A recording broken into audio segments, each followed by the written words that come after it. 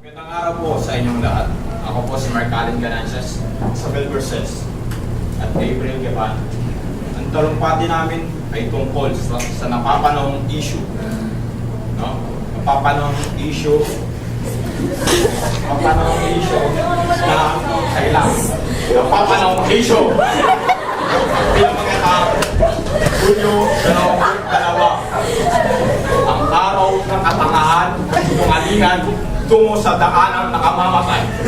Magtungo muna tayo sa kanyang nakaraang sona. Marami sa ating mga kababayan ang nagsasabing si Pangulong Benigno Silvio Aquino ay puro salita lamang. At para sa kanila, walang aksyong nagaganap. Kaya naman, sa kaniyang ikatlong State of the Nation Address, ay maraming tao ang nag-abang sa kaniyang mga sasabihin.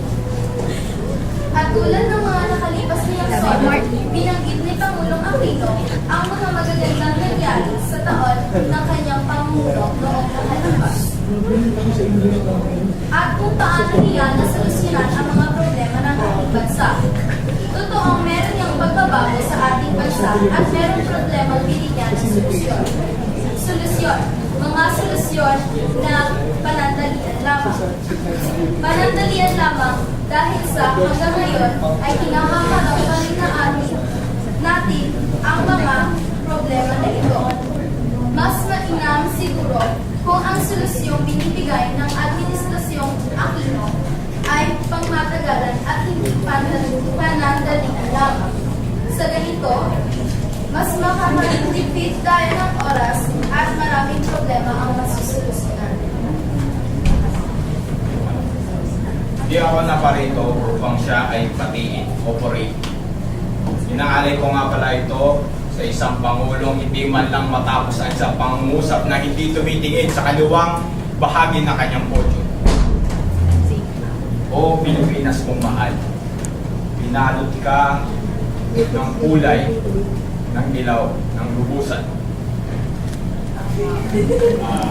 Matuto sana tayo tumingin sa likod ng panlilinlang sa administrasyong matagal nang tinago sa atin ang katotohanan.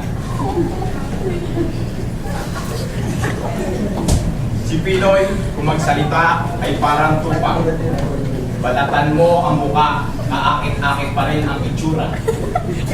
Sarili lang ang kanyang inuguna. Sa pagpili ng kanyang kabinete, mga kaklase niya ang kanyang unang kinukuha.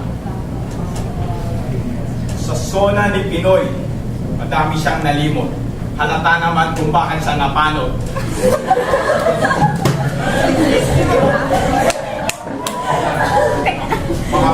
Mga plano niya ay hindi kailanman magiging sagot.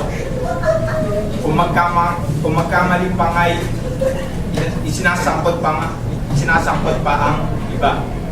Mga teknolohiya nating hindi sinasagot, hindi sinusuportahan, mga kabataang pinag-aaral ng katangahan.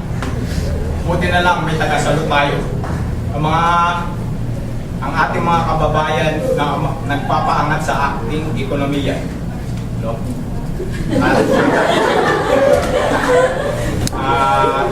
Sana sabay-sabay nating panalangin ang mga kaluluwa ng mga mahihirap na kinagamit sa kasakatan.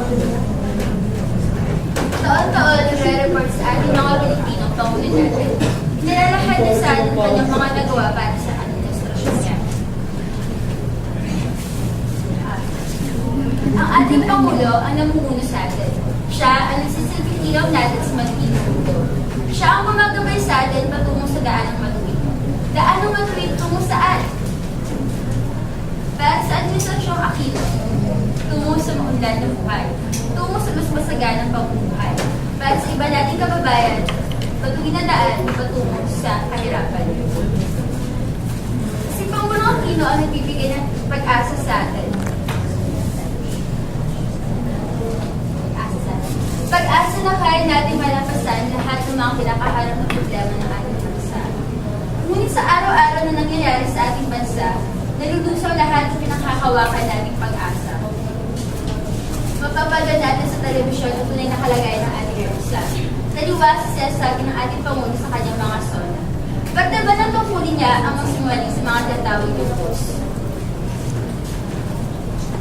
Ako ang simula. Ako ang pagbabago. Ako mismo ang susi ng bayan.